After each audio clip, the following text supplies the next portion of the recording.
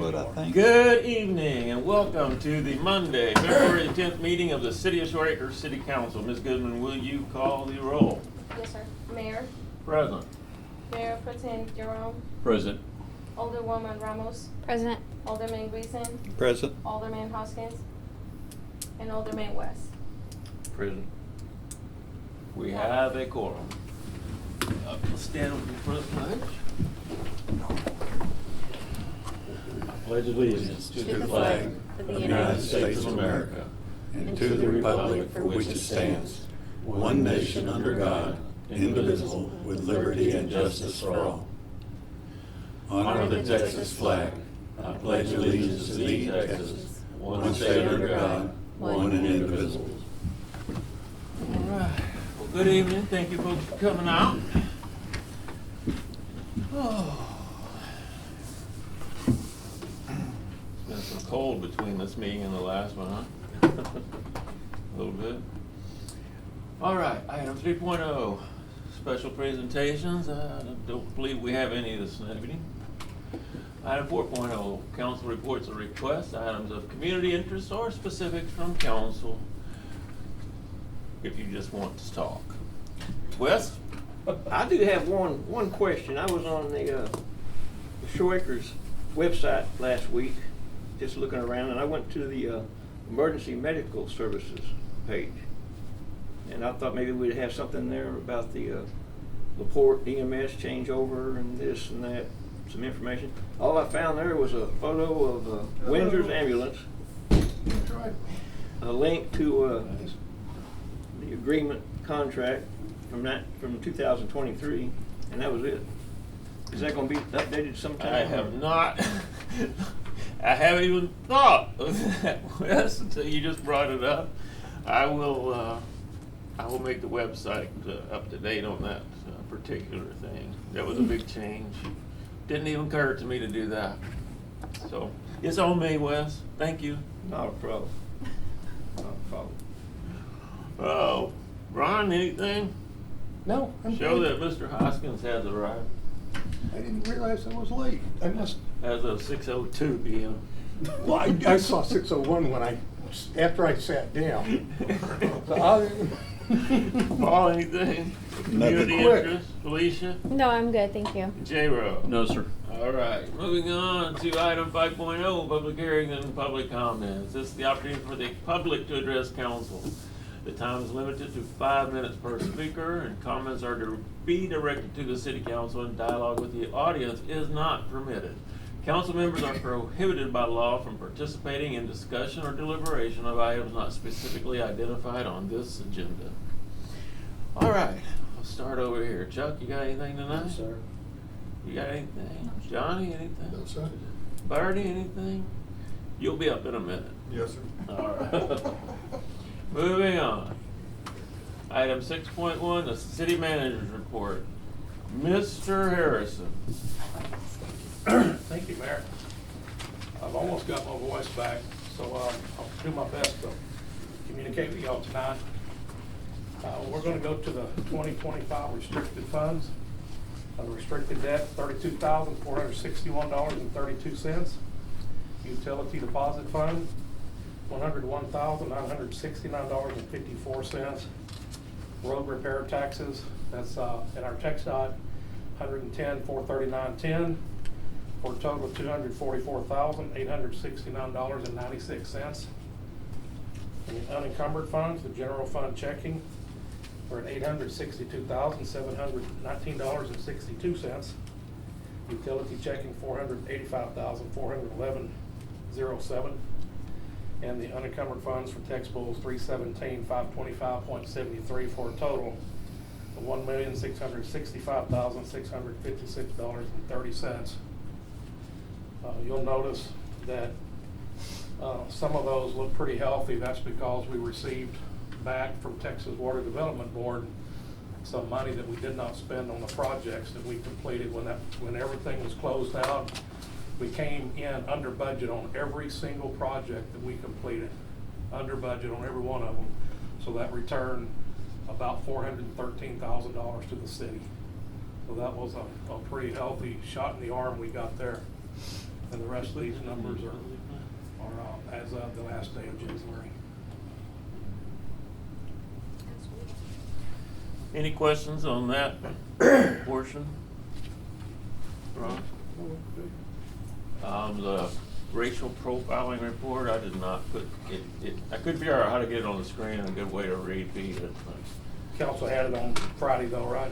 Y'all did have it. So as you know, we're required to submit this every year. And every year it tells us the same thing, which is the fact that we're doing exactly what we're supposed to do and there's nothing that stands out. This is an excellent opportunity for us to look at this and see if there's anybody that looks like their numbers are out of whack on an individual basis. And that didn't happen. When you get a copy or look at it at home, if you go to the analysis report, that tells you the most because that's showing you percentages where your traffic stops are made, and that's exactly what we thought. The state highway was 47.3%, the city streets 40%, county roads 12%. So we probably could have figured that out without even doing this, kind of knowing what we do. It also shows us that very, very, very seldom do we make a traffic stop where we know the nationality of somebody before we make the stop.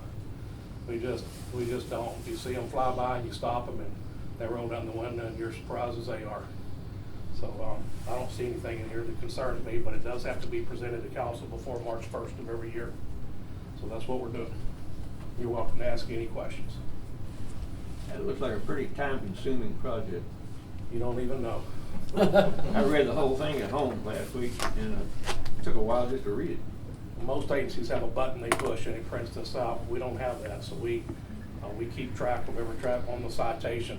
We have the information on the citation, so Sergeant Tidwell goes back every month and puts everything in for that month, and then at the end of the 12th month, we compile them all together.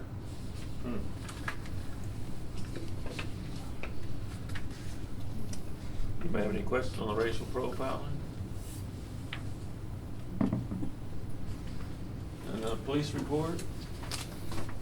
You've had it, nothing, we had another unattended death in the city. We had a 40-year-old female that passed away. Right now it's still unknown causes, and we'll continue to look at that and waiting for the medical examiner's office to get back on us on how they're going to rule on it. We still have the one case that's open from October the 19th of last year. Sergeant Tidwell's working on search warrants again today for more phones. We're having a lot of difficulty with who we're considering the suspect, placing him in the area at the time the pill was brought over here to her. So with all the technology we have, it's good, but we can't make it do something it won't do. We're still working on it. We haven't given up on it yet. Any questions? There to Tim Cowan. Chief, would you expound on the weapons offense that we had? Yeah, it was called in as a weapons offense, but it was unfounded. Okay, and what about the 3 terroristic threats? Yeah, we had, as I've kind of said in here before, sometimes we have one house that accounts for a lot of calls. We've got a civil matter going on at a house on Shady Lawn right now where he tells on her and she tells on him and she tells on him and he tells on her pretty much every day. Okay, So thank you, sir. I think all those came from one call or from one residence. Please. I'm good, thank you. That's all. I haven't heard anything lately or seen anything there about dogs in the city running loose. Is that kind of settled down for now? We still get calls every now and again, but it's not like it was a couple of years ago where it was almost every day. We picked up a few and had LaPorte come pick them up. We've used Harris County once or twice to come pick up something, but for the most part, we're able to locate owners and return them, and we've written a few citations too. I couldn't tell you how many, 2 or 3, probably the last several months for loose animals. Usually we'll take them back home the first time and we'll help them find the fence where they got out and ask them to repair it, but if they get out twice, that's kind of when the citation comes in. During some of the cold weather, did we have any that were left out in? That's a good question. No, sir. And in fact, I sent an email to the officers and asked them to specifically watch out for that. And we didn't get any reports, and I didn't get any reports from the officers that were self-initiated on anything like that. Thank you, sir. Yes, sir. Ron? Nope. Wes? All right, moving on. The Public Works Report. Mr. Greason had asked for Mr. Sutton to explain this, and Mr. Sutton is here this evening. So Troy, you want to introduce him, or just put him Yeah, up so, here? I mean, you all know Mr. Sutton, owner of Innovative Utilities, been here for several years with us as our public works contractor. And his company does a lot of things that you guys don't see. A lot of it is on here, and it just looks like numbers, but there's a lot of work that goes into it. And they've also been working with us, and David could talk about that maybe on the lead and copper, some of the new requirements that we're having to do. And also, besides just the report that you asked for, or that you asked to be explained, we also looked at last year's audit report, so he could explain that too, because I don't think we've ever really talked about how that works. So, Mr. Sutton. Good evening. On that audit, let's just start there real quick, since you've got a report that you really didn't have time to review, and just get that out of the way, so I can that'll kind of help explain where we're fixing that go into this report. So, as I explained before to Troy, my staff, others, on the monthly production report that you get every month now, we've always got, we just gave you our updated version that my staff kind of sees month to month that you haven't seen previously. That most of the things on that report they're just a guide, they're a tool. They're not 100%, they're basically a visual check for our guys to be able to look at something and go, there's a problem or there's not a problem. With relation to on your front page of that, the water trending accountability, those percentages, you'll see that graph bounce, okay? Those can be a wide range of factors that cause that graph to bounce. Inaccurate data that we provide on meter reading for the master meter from City of LaPorte. If we read that wrong, it shows up here. If billing has an error 1 month and doesn't bill someone properly, or if they're late billing or early billing, if they don't bill the same exact day or read the same exact day that we take our last read to get our totals, that graph will bounce, okay? Basically, that's an alert for us that something is out of whack, okay? Doesn't mean there is a problem. It just means that we need to go find what caused it. Monthly, we compile this report and create this graph so that at the end of every year, the state audit, which is what's in your hand tonight from last year, this is a requirement to fill out every year, okay? At the end of the year, this report tells us what the city is doing as far as water accountability goes from a wide range of 12 months instead of month to month. Month to month, again, is a tool. Yearly tells us what this city's doing, if we're improving, not improving, what issues we have. And you can read through these. I won't bore you with every line of that report you've got tonight. It takes in many accounts that basically creates you what's called a water loss percentage on a state level. Typically in a system this age with these size of line, or these type of lines, most of your lines are AC cast iron of your water mains. Typically in those are considered large leak lines, means they leak a lot. Mr. Bell can account for some of that in his yard. We got rid of his. Typically in a city this size, those type of lines, that age, 80% is what you want to see. And that's typically where you're going to sit, is about 80%. Anything less is a concern to my staff. Anything more is just a bonus, okay? We've created, over the years of being here, when we first arrived, we've had this report from day one. We completed this, you just never saw it, okay? When we first arrived here in years, previous reports, what we were finding on the year-end report is that you would be sitting 65, 72, 75% water loss every year. I'm sorry, water accountability, you were showing 25, 35% water loss, okay? Way too high. So leaks, old lines that y'all allowed us to replace, things that we've done. This latest report from 2024, or we completed in 2024, that one showed a 10% water loss for the year, okay? That is phenomenal for a city this size with those age lines. We were at 90.3% of accountability, just under 10% water loss for the year.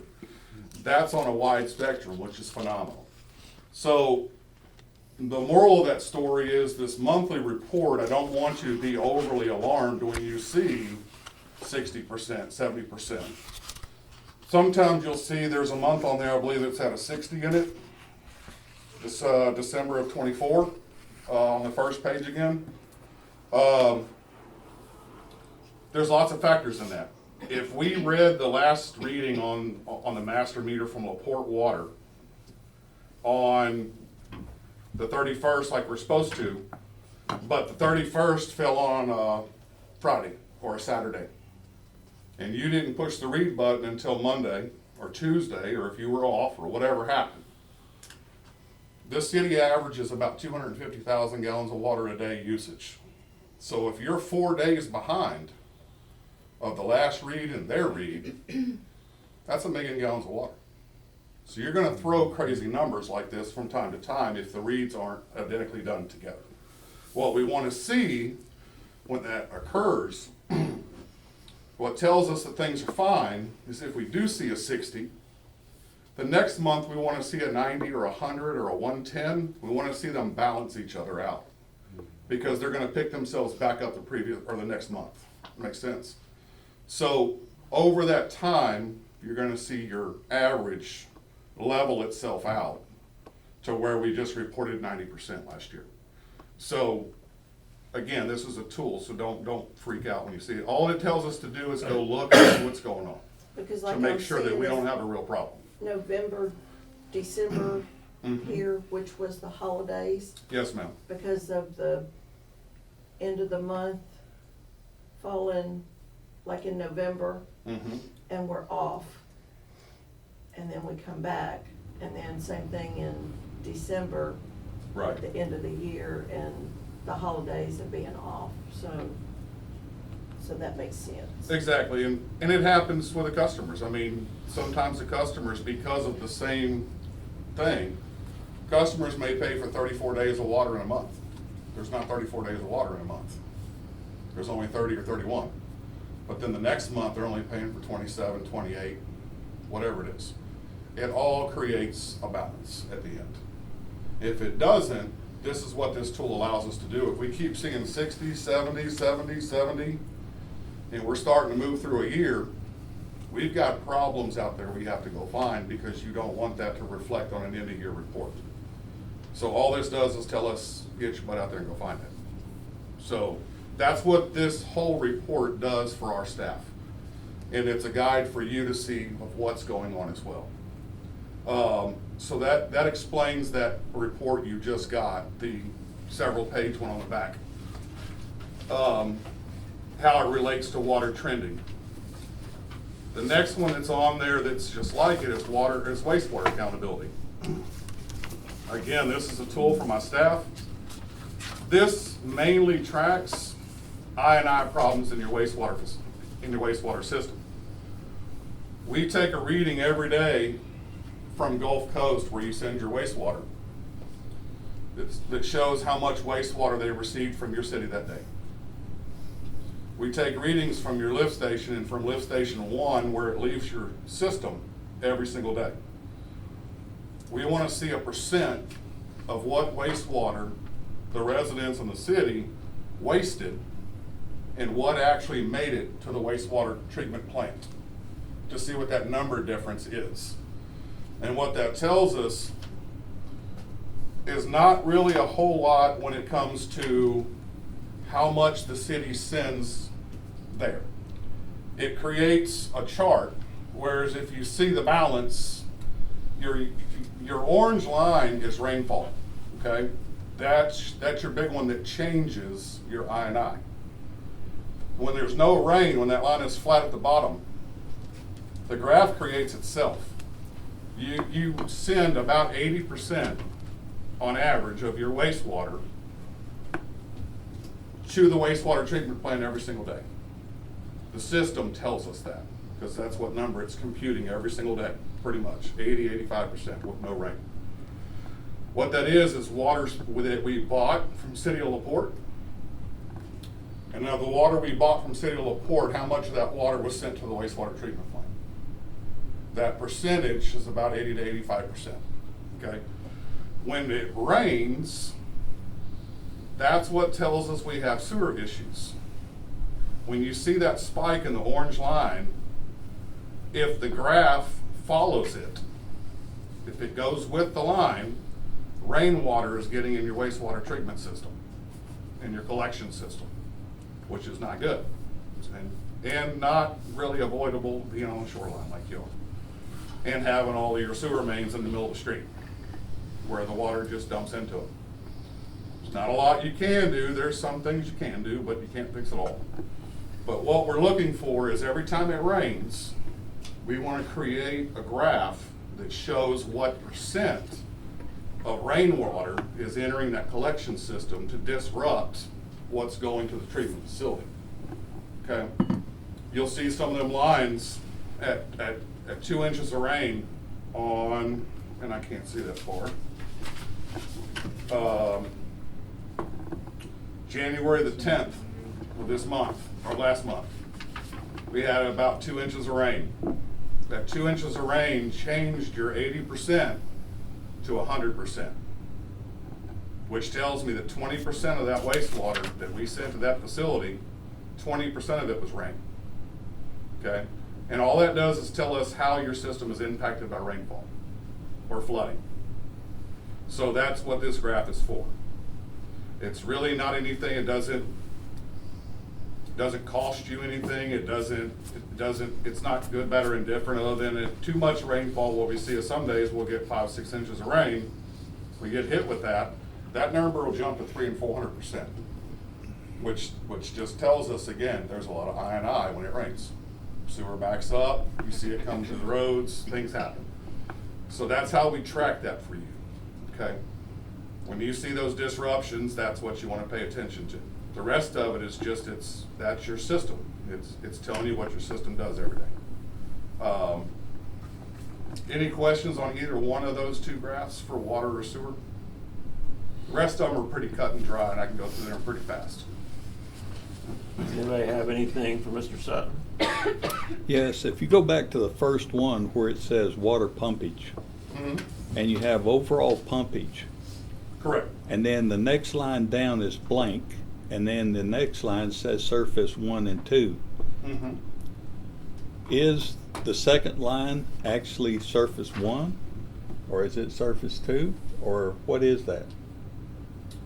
You're on a different, I'm sorry. I was Water trying to pumpage. follow the graph. On the water pumpage, I'm sorry. So the graph, or the wording that's on there, the way the chart is done, kind of skews it off. But your surface 1 is your second line. Your surface 2 is your third line. Where your surface 1 and 2 is written, that's surface 2. Surface 1 is just above it. It's just the way it showed up on the chart. And for some reason, she's tried to fix that and it won't fix for, I don't know why. So the top line is Creates a overall, little which gap. is 2 and 3 And the top added is together. the combined of 1 and 2.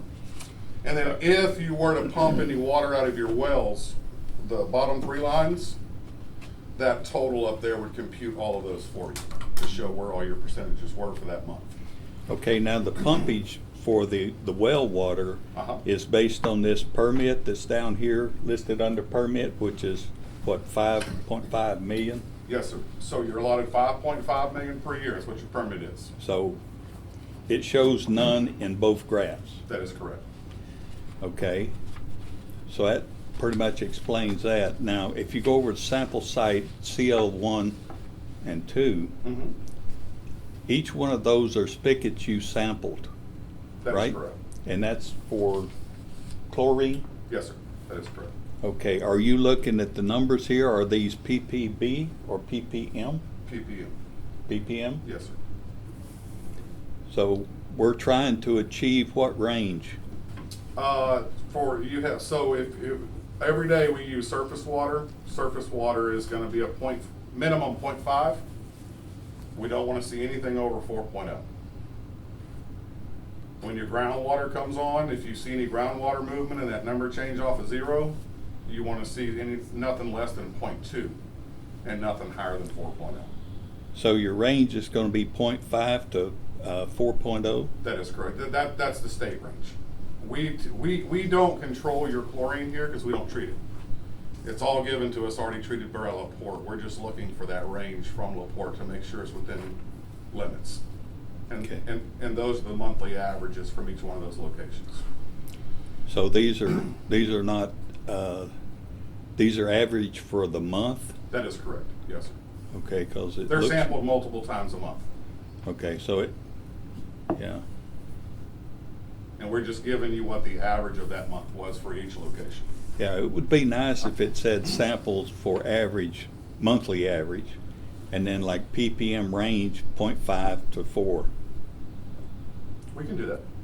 which would kind of make it explanatory a little bit. And then when you get down to water trending, you see some places, and I think you explained them a little bit, where you're actually, in some cases, like 1024 and 1124. In one, you're pumping more than you're selling, and the other one, you're selling more than you're pumping. Correct. And that's where that reading time comes into play.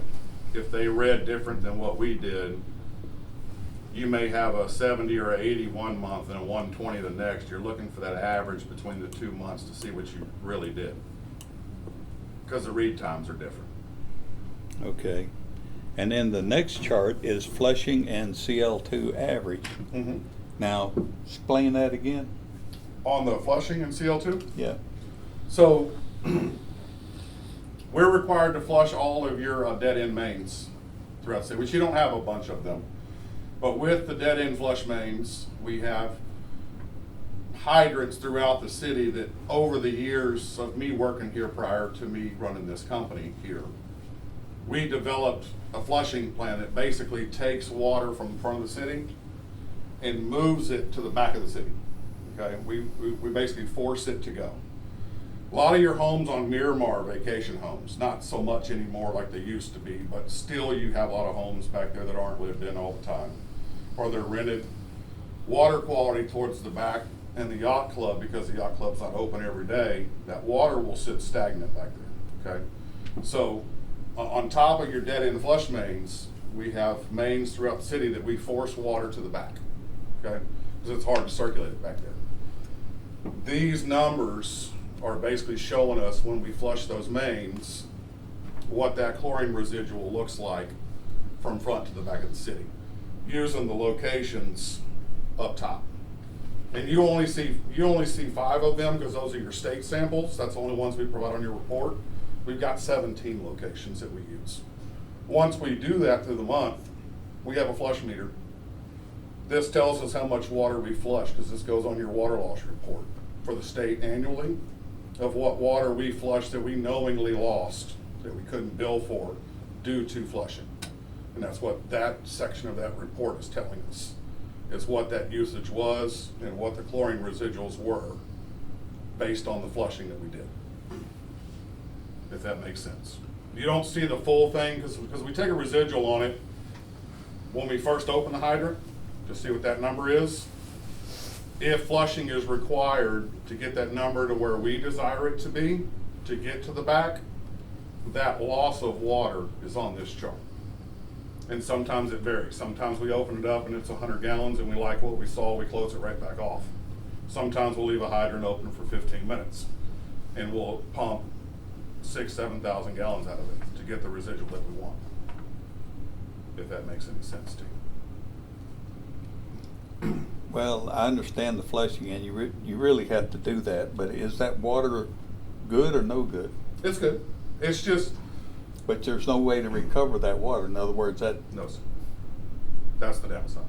The water's good, and we had to but it's lose starting that to water. reach a level of chlorine that we don't like it to be, because we know what water age is. As your operator here, we understand different parts of your city, what the age of water is, how long it sits in those lines, because we run tests on it constantly.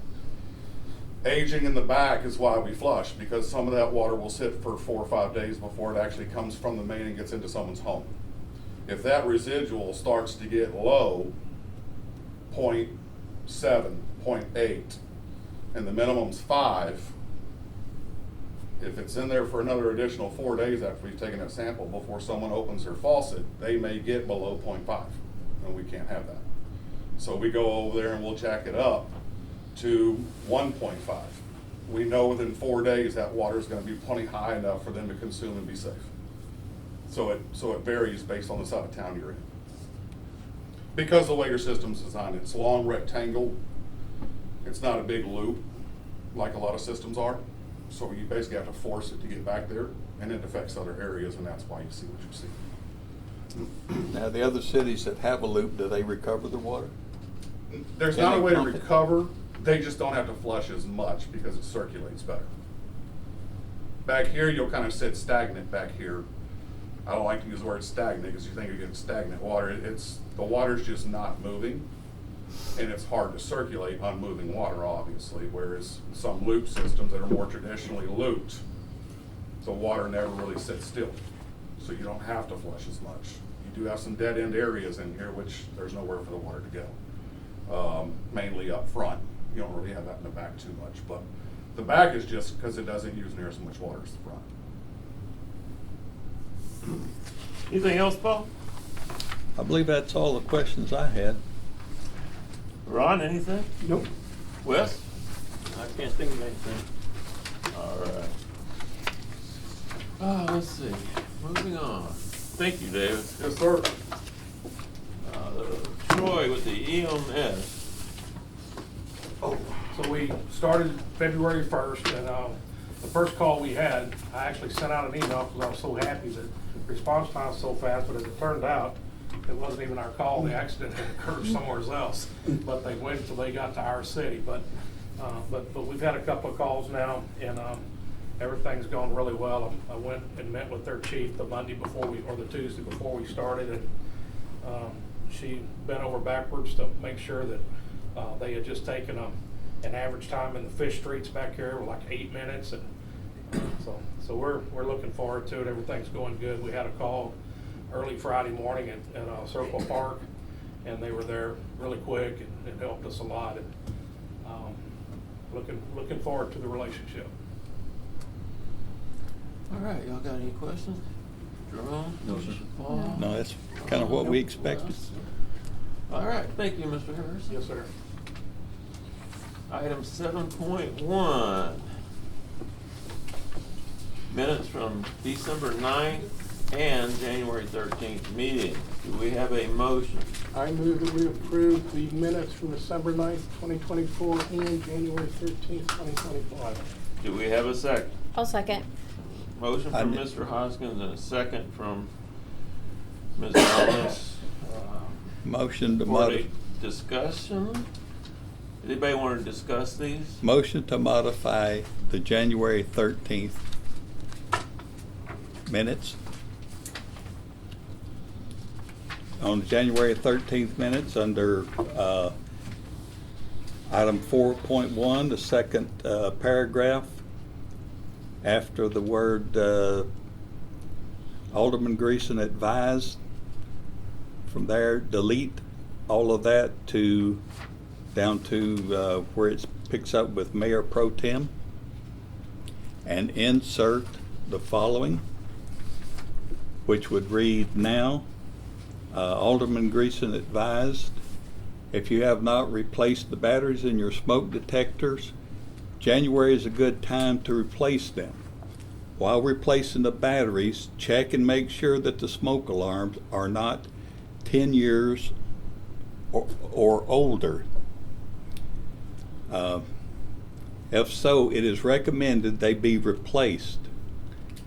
Should you need to replace them, it's suggested that you use the dual-purpose alarms for both smoke and CO, as houses in this area run natural gas in a lot of cases.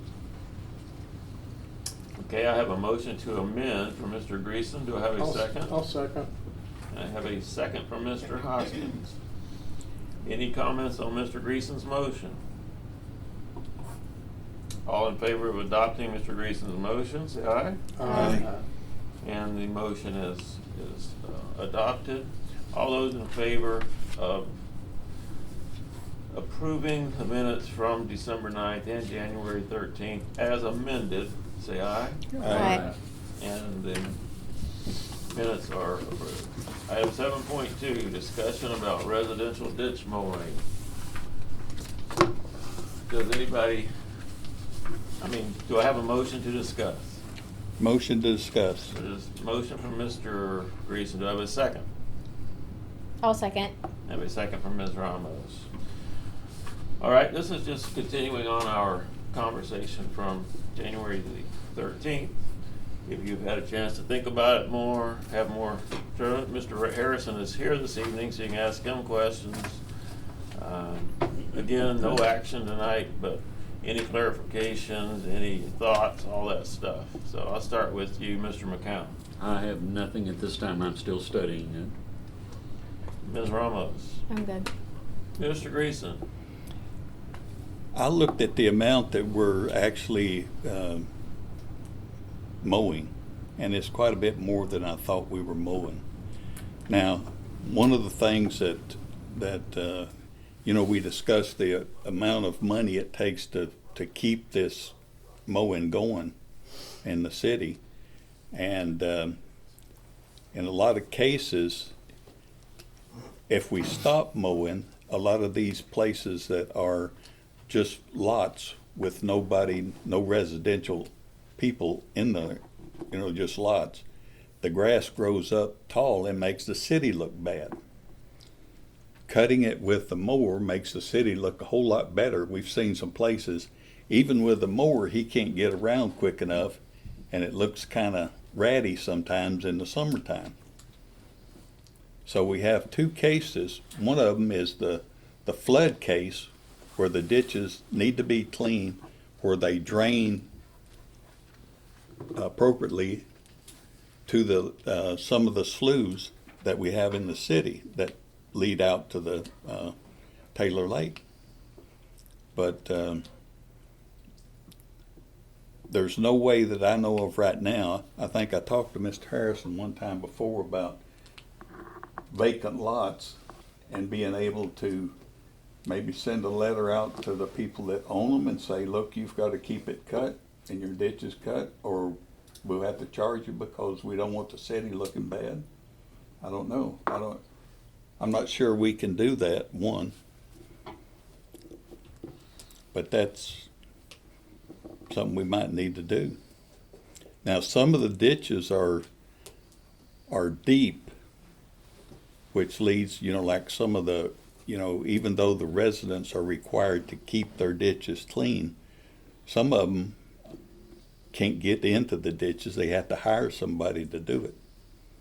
So I can see where they would want us to come back and just do their ditches, but I don't think the city budget has enough in there to maintain all the ditches in the city that are deep and need to be maintained. Okay. That's my opinion. Do you have any comments? All right.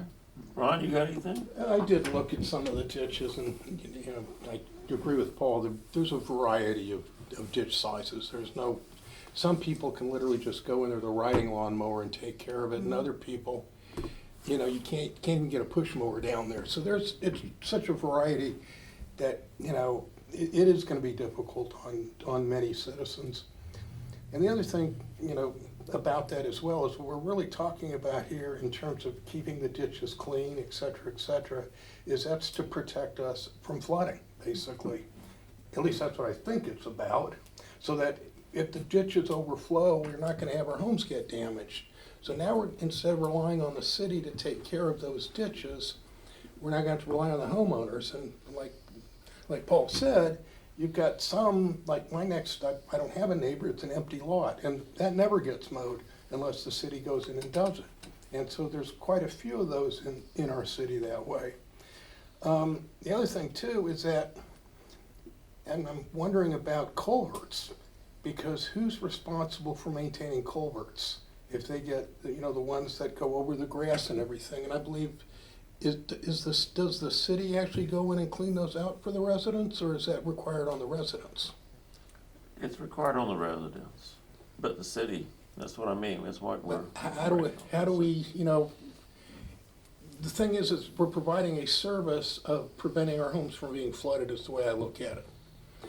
And that's, we have to look at the whole thing, the whole gambit, and that should be our biggest objective, is to make sure that we don't get our homes flooded. I'm not as worried about the ditches. I'm not even as worried about how bad they may or may not look. I'm more concerned about flooding. And the other thing too about this is should be a discussion we should be having during budget. Because we just finished passing a budget, and if we decide in the middle of this, we're not gonna mow everybody's the ditches like we're effectively taking services away. And we just taxed people, and they paid, property taxes on everything, and those property taxes are intended to pay for certain services. Which means if we're gonna cut services, just like we added services when it came to EMS, and we got a better service, cutting services is in effect a tax increase. Yeah, but to me, we don't have a defined list of what our taxes are going to, other than like emergency services, police department, like the main staples. To me, yard mowing is not a staple.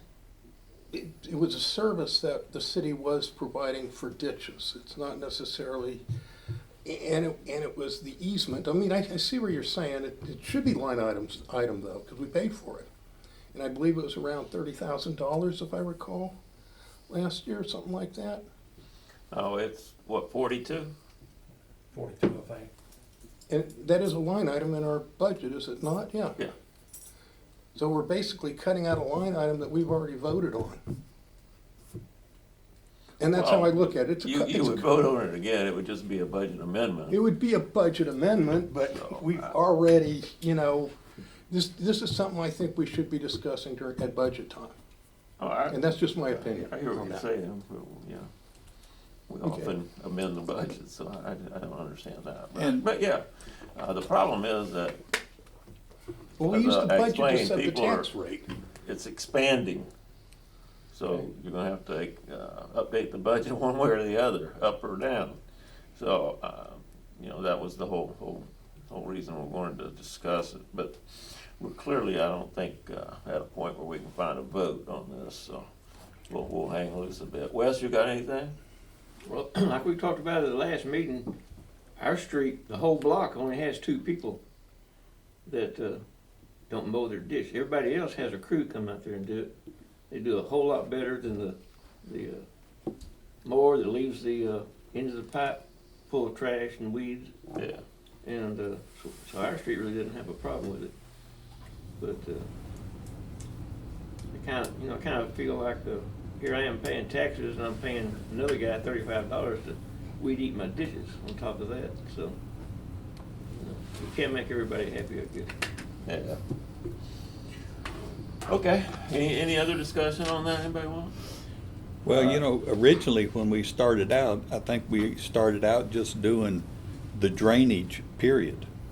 In other words, we were mowing strictly for which way the water flowed to get out. I don't know that we went back and started looking at, just lots that were, to make the city look good or not.